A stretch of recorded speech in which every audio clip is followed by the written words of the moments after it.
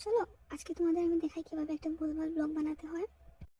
Australia আমি পড়তে আসছি সম্পূর্ণ একা, তাই ভাবলাম একটু ব্লগ করা যাক পড়াশোনার পাশাপাশি, কাজের পাশাপাশি। সকালে ক্লাস ছিল তাই রেডি হয়ে বেরিয়ে পড়লাম। গাড়িগুলো দেখছি আর ভাবছি কবে যে আমার নিজের একটা হবে। ব্লগের আগামাথা না জানা আমি চলে আসছি ব্লগ করতে। So funny. আর এখানে ট্রেনে উঠে পড়লাম। আমি একটু সময় পর পর আমি ভুলে যাই আমি যে ব্লগ করতেছি, তাই ক্লিপগুলো দেখবা শূন্য ছাড়া। ট্রেনে উঠছি, তারপর এখন ট্রেন স্টেশন থেকে নেমে গেছি, হাঁটতেছি কলেজ স্টেশন থেকে 5 মিনিট দূরত্বে। এই মানুষজন যাইতেছে, ভিডিও নিতেছি, কিন্তু কাজের কাজ কোনো ভিডিওই নেই নাই। আর এই তো সিগনালে মানুষ ওয়েট করতেছে রাস্তা ক্রস হওয়ার জন্য।